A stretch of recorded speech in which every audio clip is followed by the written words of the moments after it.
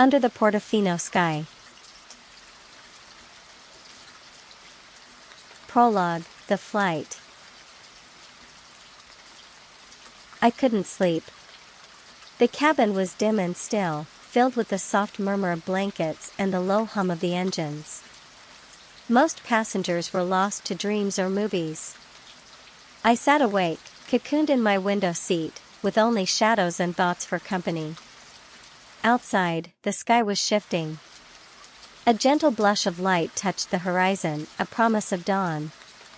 Beneath that quiet glow lay Italy. I imagined its color, terracotta rooftops, winding alleys, the scent of lemon trees. I pulled out my leather journal and opened to a fresh page. The pen in my hand felt oddly reassuring. June 12th, somewhere over the Alps or the sea below. Everyone's asleep, and I should be too. But my mind won't rest. I'm on my way to Portofino. I booked this trip 2 months ago, desperate to break free of routine. People said I was brave to travel alone. I just said I needed to see something new. The truth is, I wanted to feel. To taste something unfamiliar. To look at a place I didn't have to explain, see it grow bigger than my expectations. Maybe, even, to fall in love. Am I foolish? Maybe. But I'm done pretending this trip is just a vacation. I want it to wake something in me. The plane dips. Time to close this page and step into what's next. Portofino is waiting. Chapter 1, Arriving in Portofino. The air changed the moment I stepped off the train in Santa Margherita. It felt warmer, softer, like salt and sun-warmed stone. I paused, letting it wrap around me, and hoisted my bag over my shoulder. My driver greeted me with a smile and little English. He spoke rapidly as we wound down narrow cliff roads. Between olive trees and terracotta rooftops, I caught glimpses of the harbor, pastel buildings clustered like a watercolor dream. My villa sat on a hillside, pink with green shutters. Inside, golden light rippled across tiled floors. Lemons in a bowl seemed to glow in the sun. I unpacked slowly, soaking in each drawer and shelf. On the terrace, I drank tea in silence and watched boats bobbing on the water. Waves lapped at docks where hopeful couples walked hand in hand. I felt the town breathe around me. I slipped into a cotton dress and wandered downhill. Stone alleys bloomed with bougainvillea, cats basked in the sun, and a soft breeze carried voices from hidden cafes. By the harbor, I treated myself to lemon gelato from a man with wise eyes. I ate it slowly, the sweetness melting on my tongue. Around me, life unfolded, tourists taking selfies, old women gossiping, a boy tossing pebbles near the water's edge. At a trattoria, I ordered surprise and received perfect pasta, seafood, herbs, a single edible flower. I moaned in delight. The wine wrapped warmth around my senses. Light shifted. Boats glowed coral. Cicadas sang as I wandered home, my skin glowing with sun. Night found me on the terrace, wine in hand, staring at shy stars. I whispered into the dark, "I'm here." And I felt something shift beneath the surface. Chapter 2, A Glance in Passing. I woke to chiming bells and sunlight drifting through my shutters. I lingered in bed, savoring the peaceful morning. The town stirred below, boats, market stalls, morning coffee. I dressed slowly and found myself wandering again. Stone paths led me past sleepy cafes, flower boxes, and cats curled in doorways. I breathed in the salt-scented air and let each moment sink in. At the pier's edge, I noticed a man. He stood relaxed, laughter breaking from him as he spoke with a fisherman. Dark curls, strong shoulders. He turned and looked at me. Our eyes locked for a heartbeat. His gaze was warm, curious. Mine was startled and shy. Then he smiled and walked away. I stood there, heart pounding, breath caught in my throat. The rest of the day brought comfort. Market treats, fried zucchini blossoms, worn benches by the water. But his face hovered in the background between every moment. That night, by candlelight in my journal, I wrote, I saw someone today. A stranger. Dark hair, strong hands, and a look that felt like he saw me. I don't know why I'm writing this down. Maybe it's nothing. But I couldn't forget how it felt to be looked at, not like a tourist, but like something more. Chapter 3: The Morning Market. I woke early, the air warm even before the sun touched the hills. My room was golden, kissed by the Portofino light I was already learning to love. I slipped on sandals and a soft linen dress, tied my hair in a loose knot, and stepped outside. The streets were still sleepy, the sky a pale wash of promise. At the edge of the harbor, I found the market just beginning to unfurl. Crates of apricots, peaches, and glossy cherries caught the early sun. A man sold herbs from a wooden cart, calling out names I didn't understand but longed to. I wandered slowly, letting scent and color lead me. I bought a warm croissant from a quiet girl with silver bangles. When I thanked her, she only smiled. I was getting used to that, soft smiles in place of shared language. By the fish stall, I saw him again. The man from the dock. Domenico. He was laughing with the vendor, holding up an octopus with exaggerated horror.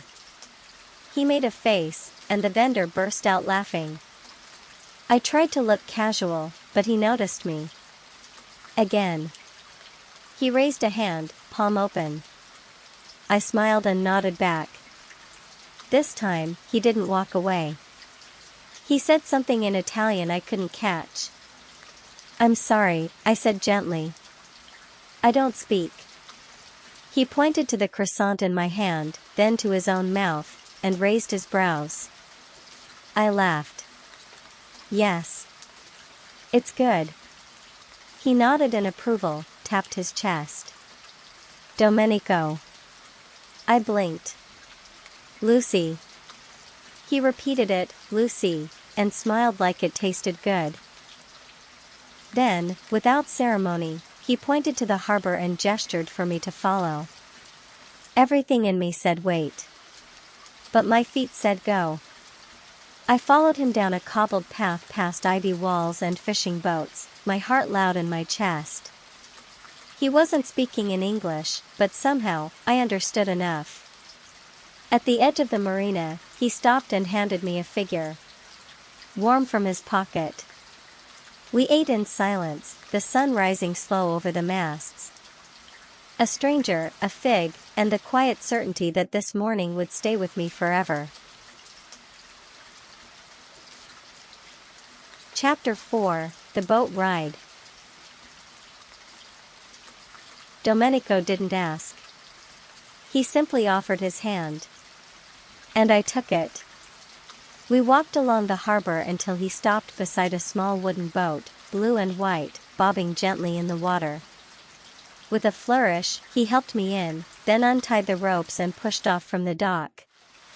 The boat hummed softly as we moved out into the open sea. The town slipped behind us, its colors melting into the hills. I sat near the bow, the breeze pulling at my dress, the sun warm on my bare shoulders. Domenico was quiet, one hand on the tiller, the other resting on his knee. He looked relaxed, like the sea was where he belonged. Like he had grown from it. Beautiful, I whispered. He looked at me. Bella. I wasn't sure if he meant the sea, or the morning, or me. He didn't speak much. He didn't need to. Every time he glanced my way, I felt a conversation happening without words. We followed the curve of the coastline, cliffs rising above us, dotted with pines and crumbling stone villas. He pointed to one, its shutters hanging askew, and said something with a laugh. I shook my head, smiling. No idea what you just said. He tried again, this time acting it out, hands over his heart, then faking a swoon. Oh, I said, laughing. A tragic love story? He winked.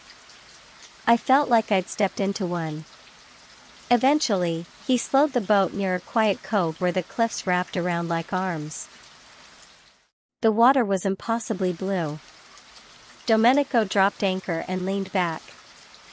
I kicked off my sandals and let my toes dip into the sea. He reached into a small cooler and pulled out 2 bottles, one water, one something fizzy. He handed me the fizzy one.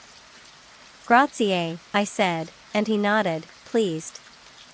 We sat in silence, the boat rocking gently. Birds wheeled overhead. Somewhere on shore, wind chimes sang in the breeze. I wanted to say something profound, to capture the way it all felt. But instead, I just sighed. He looked at me, studying my face like he was memorizing it. Then, so quietly I almost didn't hear it, he said, Bellissima. I didn't need a translator for that. I looked away, embarrassed at how deeply it moved me. And how much I wanted to hear him say it again. Chapter 5, The Walk Back. We didn't speak much on the way back. The sun was higher now, warming my skin and deepening the gold in Domenico's curls. He whistled softly as he steered the boat, some tune I didn't recognize but wanted to remember.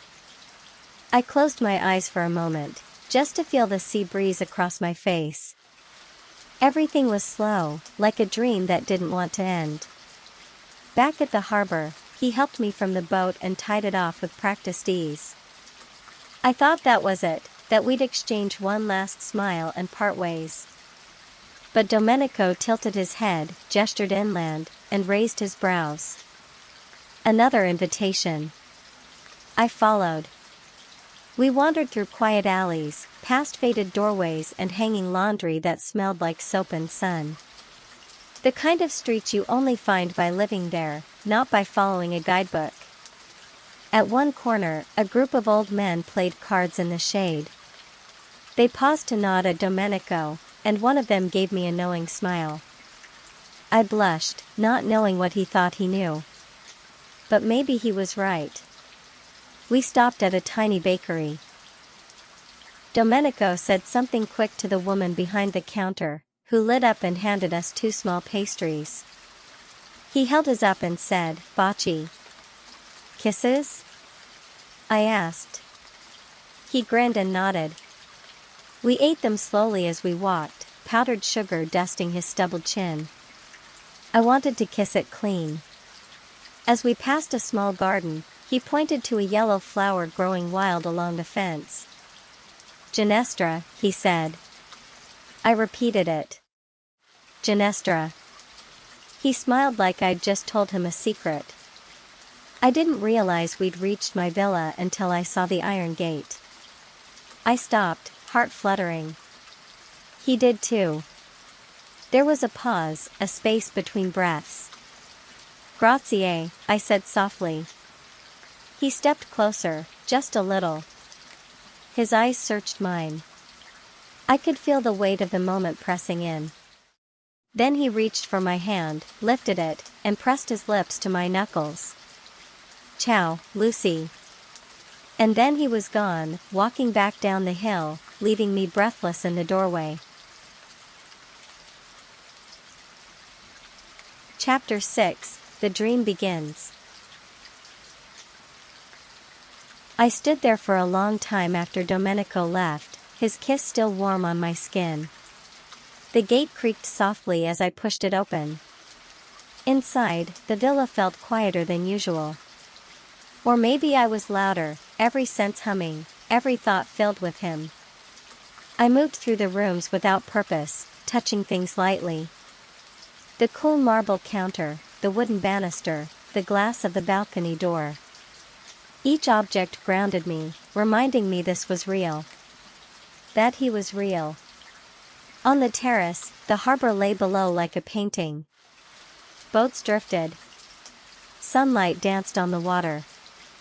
And I couldn't stop smiling. What was this? We'd barely spoken. We didn't even share a language. But I had never felt so clearly seen. So deliciously chosen. I picked up my journal, opened it to a fresh page. June 13th, morning boat ride. A figure pastry called a kiss. A man who knows no English but speaks to me in glances and laughter. Is it reckless to want more? I don't know where this is going. I don't know if I'm falling in love, or if I'm just remembering how it feels to be alive. But whatever it is, it's happening.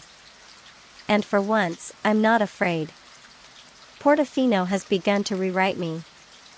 Maybe that's what I came here for. Chapter 7, The Surprise. The next morning, I didn't expect to see him. I woke slowly, the sheets tangled around my legs, sunlight already spilling across the room. I made coffee, stood barefoot on the balcony, watching the village come alive.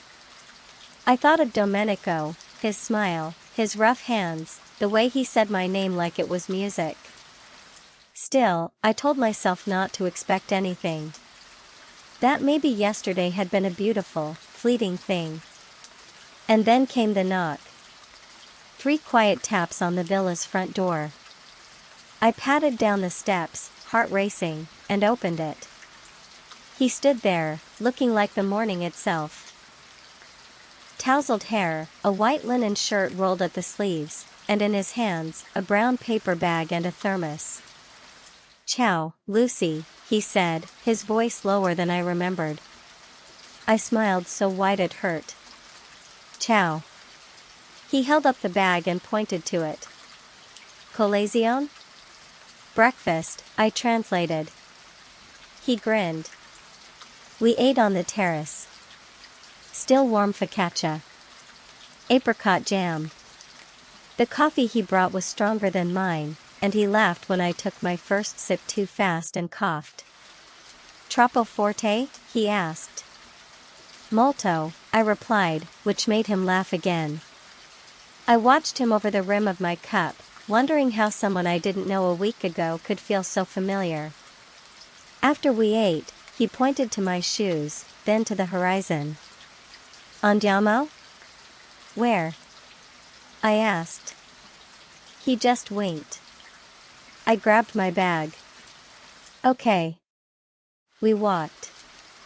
Up winding paths through olive groves, past wildflowers brushing against our calves. He told me something about a childhood story involving a goat and a storm. I couldn't catch all the words, but his gestures were grand and silly, and I laughed so hard I had to stop walking. Eventually, we reached a small stone chapel nestled into the cliffside. From there, the sea opened before us in glittering blue silence. We sat. Said nothing. Just breathed in the view, the breeze, each other. And there, surrounded by the scent of rosemary and salt, Domenico reached over and gently tucked a strand of hair behind my ear. No words. Just touch. Just breath.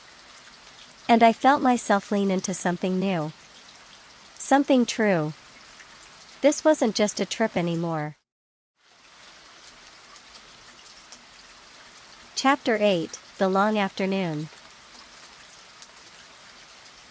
The sun was high by the time we left the chapel. Shadows had shortened, and everything glowed, olive trees, dusty trails, the folds of his shirt as it clung to his back. We took our time descending, neither of us rushing the afternoon. Every step felt suspended, as if time itself was in no hurry. He took me to a vineyard tucked into a hillside, one I never would have found on my own. There was no sign, no path, just a small terrace shaded by grapevines and a woman who greeted him with a kiss on both cheeks. "Zia," he said, and I smiled. His aunt. She spoke quickly to him, gave me a warm glance, and then disappeared into the kitchen with a clatter of plates. We sat on a worn wooden bench while cicadas hummed in the heat. Domenico leaned back with his arms behind his head, ankles crossed. At ease in the world. I watched the sun paint golden lines on his cheekbones and wondered how long I could stay in this moment. Zia returned with 2 plates, ripe tomatoes, mozzarella, fresh bread, and green olives that tasted like summer. Domenico poured wine. Only a little. He lifted his glass and said, "Alla scoperta." "To discovery," I echoed. The wine warmed me from the inside. So did the way he looked at me, with the patience of someone who already understood what I hadn't said. Later, we wandered through the vines, the air thick with the scent of earth and fruit. I asked what the word for sky was. He looked up, shielding his eyes. "Cielo." "Cielo," I repeated. Then he looked at me and whispered, "Il mio cielo." I didn't ask what it meant. I didn't need to. We paused in the shade, and he leaned in, so close I could hear his breath catch. But he didn't kiss me. Not yet. He only rested his forehead lightly against mine. It was somehow more intimate than a kiss. Like a promise. We walked back hand in hand, the sun dipping low behind the hills. And for the first time in days, I didn't feel like a stranger anymore. Chapter 9, The Letter. That night, I couldn't sleep. The villa was quiet, the breeze just strong enough to lift the curtains at the window. I lay in bed, watching moonlight spill across the tile floor, replaying the day like a favorite song. The way he said "Il mio cielo." The way his hand had found mine without hesitation. It should have been impossible, this feeling. We barely spoke the same language. I didn't even know what he did for work, or if he lived alone. But love doesn't care about details. It rushes in, unexpected and uninvited. I slipped from the sheets and padded downstairs, pulling on a robe. The moonlight guided me to the little desk by the window, and I opened my journal. But instead of writing, I pulled out a blank postcard from the stack I'd brought with me. I began writing. Not to anyone in particular, just to the version of myself I was becoming. Lucy. You're doing it. You're living. You're letting something find you instead of chasing it down. Don't be afraid to open your hands. Don't be afraid to feel all of it. I stared at the card for a long time. Then I placed it on the desk and returned to bed. The next morning, there was a knock again. When I opened the door, Domenico stood there, but this time, something was different. His curls were damp. A bag slung over one shoulder. He held up 2 fingers, then gestured toward the horizon. 2 giorni. 2 days. I blinked. You're leaving? He pointed to the bag, mimed a drive, then made a circling motion in the air. Famiglia. I nodded slowly. Family. I tried to smile. Okay. His brow furrowed, as if he didn't like the sadness in my voice. Then he reached into his back pocket and pulled out something folded, a small note. He placed it in my hand, then touched it gently, as if to say, "Read this when I'm gone." And just like that, he was walking down the path again, his shoulders a little heavier than the day before. I stood in the doorway, the note pressed to my chest, wondering how quickly 2 days could pass. Chapter 10, 2 Days Without Him. The villa felt emptier without him. I hadn't realized how many spaces he had filled, not with his presence, exactly, but with the way being near him had softened the world. The morning after he left, I opened his note. His handwriting was bold, slightly uneven. Each word carefully shaped, as if he'd taken his time. Lucy. I go to see my mother. She asks about the girl from the boat. I tell her your name. I tell her you have eyes like the sea on a calm morning. I come back to you soon. Domenico. I read it 3 times. Then once more, out loud, just to hear his words and my voice. That day, I walked alone through Portofino. I visited a gallery tucked into an old church, where sunlight poured through stained glass and painted the stone walls in shades of rose and gold. I sat by the harbor with a gelato, watching boats drift in and out. Every face could have been his. The second night, I lit a candle on the balcony and played the softest music I could find on my phone. I wrote. Pages and pages. Not just about him, but about myself. The girl who came here to feel something again. The woman who had, somehow, found it. I let myself imagine things. Not wild fantasies, but simple, quiet scenes. Mornings with espresso. A shared kitchen. A voice in the next room humming a tune I didn't know but would learn to love. And I cried a little, not because I was sad, but because it had been so long since I wanted something I hadn't already planned. When I finally fell asleep, I dreamed of cliffs and flowers and the smell of his skin. And in the dream, I knew. He was coming back. Chapter 11, The Olive Grove at Dusk.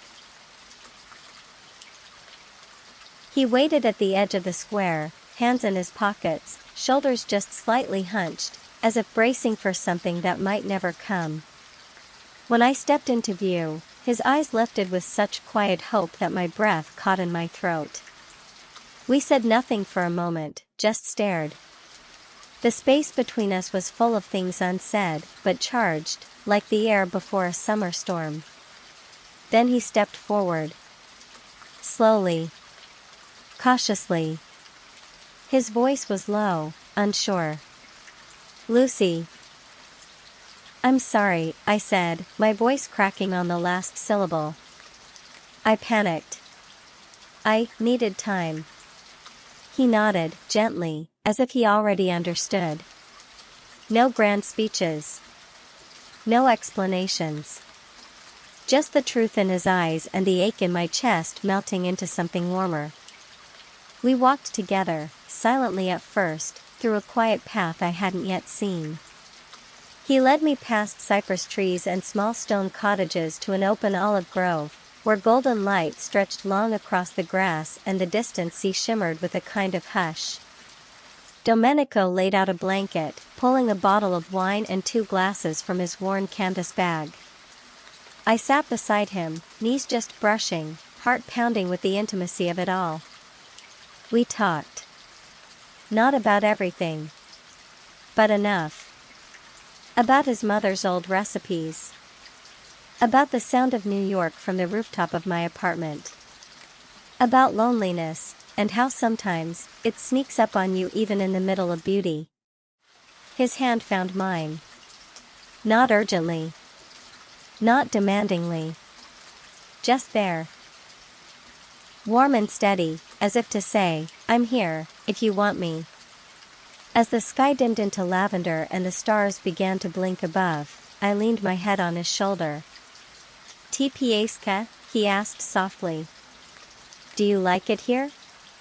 I closed my eyes and whispered, yes. I like it here. And I liked him. More than I was ready to say. Chapter 12, The Language of Touch. The next morning, Portofino stirred slowly to life beneath our window. Soft light filtered through linen curtains, brushing the edge of the bed where Domenico and I lay side by side in a tangle of silence. We hadn't spoken much after returning from the olive grove the night before. But there had been no need. The air between us had shifted into something unspoken yet certain, like the moment before a wave breaks on the shore. Something inevitable. His fingers traced lazy lines along my arm, his breath a quiet rhythm against my neck. We had shared a bed, but not yet crossed the final line. And somehow, that made everything more charged. More delicate. More real. "Cafe?" he asked, lips brushing my hair. I nodded, and he slipped out of bed with a quiet grace I was beginning to associate with him. While he moved around the small kitchen, I wrapped myself in one of his shirts and stepped onto the terrace. Below, the sea gleamed like liquid glass, and the boats rocked gently in the harbor. A bell rang from the church tower down the hill. It was so achingly beautiful I felt a lump rise in my throat. I wasn't ready to leave. Not yet. When he handed me a cup of strong, bitter coffee, I met his eyes.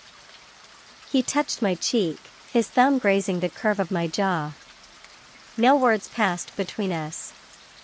Instead, he kissed me, softly at first, then with a hunger that had waited patiently in the shadows for days.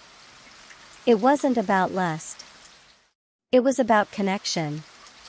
About the strange, thrilling intimacy of being seen. Touched. Held. In his arms, everything else fell away. The distance. The doubt. Even the language barrier became irrelevant. Because in that moment, Domenico spoke in a language I understood perfectly, the language of touch. Chapter 13, A Day Meant to be Remembered. We spent the whole day wandering, no plans, no maps, just following where our feet and the sun would take us. Domenico rented a Vespa, and I clung to him as we wound through the coastal roads, my hair whipping wildly behind me, laughter spilling from my lips like something I hadn't felt in years. Freedom. Joy. Desire. It all crashed into me like sea spray. We stopped at a roadside vineyard, where we drank wine that tasted like honey and salt in summer. He fed me sun-warmed grapes from his hand. I teased him about his terrible English. He teased me right back with exaggerated gestures and dramatic Italian that made me laugh until my stomach ached. In the afternoon, we hiked to a hidden cove where the water was clear enough to see every ripple of sand below. I stripped down to my underwear and dove in. He followed, grinning, shouting something indecipherable but full of joy. We swam until we were breathless, kissed with mouths that tasted of salt and sunlight. We lay on the rocks afterward, fingers laced, silence stretching comfortably between us. It was the kind of day I knew I'd carry forever, etched into my bones, impossible to replicate. But even in that perfection, a whisper of something uneasy stirred. Because I still didn't really know him. Not fully. Not in the way that makes sense when you tell your friends back home, "This is who I love." What was his life really like here? What would happen when I left? He caught me staring as the sun began to sink behind the cliffs. He brushed my hair behind my ear and asked gently, "Dove say Annata?" Where had I gone? "Just thinking," I said softly. He kissed my forehead. "Troppa testa. Più cuore. Too much head. More heart." I smiled at that. I wanted to believe it was enough. For today, it was. Chapter 14, Something Like Goodbye. The morning came too quickly, wrapped in a hush that felt heavier than usual. I watched Domenico from the bed as he stood at the small mirror near the window, buttoning a crisp white shirt. He looked real. Not like the man who had fed me grapes or whispered sweet nonsense in the dark. He looked like someone who had a life I didn't know, one I wasn't part of. Devo andare Genova oggi, he said, carefully. Per lavoro. He had to go to Genoa. For work. I nodded slowly, pretending I already knew this. That it didn't sting. He crossed the room and cupped my cheek with his palm. Torno domani. Tomorrow. I tried to smile.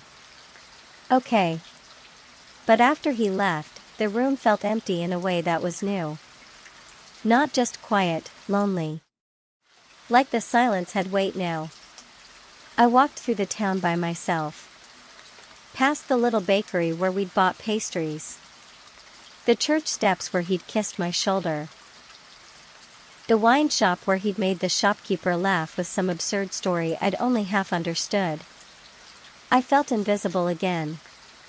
Like I had been before him. That night, I sat on the terrace with a glass of wine and tried to journal, but the words wouldn't come. All I could think about was how temporary it all was. How this world I'd been living in, this dream, it could vanish at any moment. He hadn't said goodbye like it meant something. And maybe it didn't. Maybe I'd been falling for someone who never meant for me to stay. Chapter 15, In the Absence of You. The day stretched long without him. I tried to fill it, window shopping, lingering in cafes, wandering down stone alleyways with my camera, but nothing felt the same without Domenico beside me. Everything reminded me of him. The deep blue of the harbor. The smell of fresh basil wafting from an open kitchen. A couple laughing in the sun, their hands intertwined like we'd done only yesterday. I thought maybe I'd imagined it all. Maybe it was just a fling. A passing thing, like a gust of wind stirring petals in the street. But then I found the note. It was tucked between the pages of my guidebook, folded and written in his unmistakable handwriting. The English was broken, but perfect in its sincerity. Don't leave. I like your silence, and your laugh, and the way you taste everything like it's new. Wait for me. I think maybe. I miss you already. My heart thudded, uneven and reckless. I held the paper to my chest and breathed in the faint scent it carried, of sea salt and espresso and something warm, like him. Still, doubt lingered like mist on the horizon. What was I really doing here? I barely spoke the language. I didn't know what came next. I didn't know if I was strong enough to fall in love in a place where I'd have to leave. That night, I lay awake under linen sheets, the note beside me, the sea breeze brushing the curtains. And I whispered into the dark, as if he could hear me from miles away. Please mean it. Chapter 16, The Answer in the Wind. I woke before sunrise. The light was soft and blue, the kind that turns everything ghostly and delicate. I wrapped myself in a sweater and walked down to the harbor, barefaced, hair unbrushed, heart wide open. The boats rocked gently, their ropes creaking, the world still caught in a dream. I didn't know what I was hoping to find, maybe just a moment to breathe without the weight of decision pressing on my chest. I walked the edge of the dock, stopping at the bench where Domenico and I had once shared gelato, and sat, cradling a cup of hot coffee between my hands. That's when I heard the footsteps. Slow. Familiar. I turned before he spoke. He was already smiling. He looked tired. Windblown. As if he hadn't slept either. You came back early, I said, startled by how small my voice sounded. He nodded, stepping closer. You didn't answer my note. I didn't know how, I admitted. There was a beat of silence, and then, carefully, he reached for my hand. I know this is strange, he said, his accent thick but his meaning clear. Fast. Crazy. It is, I whispered. But it's real. His grip tightened gently. You stay? I looked at him for a long time, wind brushing strands of hair across my face, my heart thudding so loud I was sure he could hear it. I want to, I said. I really, really want to. His eyes softened, and in them, I saw it, hope. Maybe even love. And as the first rays of gold stretched across the water, warming the stones beneath our feet, I leaned into him and let the moment hold us. Because for the first time since I'd arrived, I wasn't wondering what came next. I already knew. Chapter 17, Something Like Forever. We didn't rush.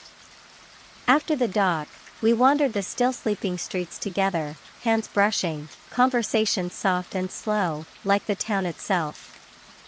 Domenico brought me to a tiny cafe tucked behind a curtain of ivy. It wasn't on any tourist map. The owner knew him by name.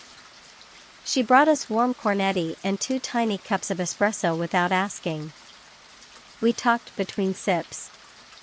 About everything and nothing. About the vineyard he wanted to visit one day. About the book I'd never finished writing. About how strange it was to feel this deeply, this fast, and not be afraid. Except I was. A little. As we walked back toward the piazza, I said it aloud. I don't know how this works. Domenico looked at me, his smile tilting, amused and gentle. What, love? No, I said. This. Us. Me staying. You, wanting me to. He stopped walking, took both of my hands in his. Non so tutto, he said. Ma so che ti voglio. I don't know everything. But I know I want you here. I didn't have an answer, not one that made sense. But I knew the feeling. That warm, certain thing deep in my belly. The way my chest fluttered when he looked at me like that.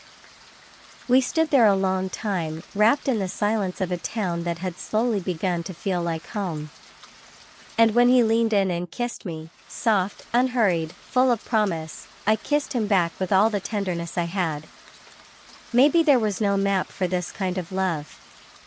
Maybe we'd make our own. Chapter 18, When the Sea is Still. My last night in the hotel came quietly. The room looked different now. Not just lived in, belonged to.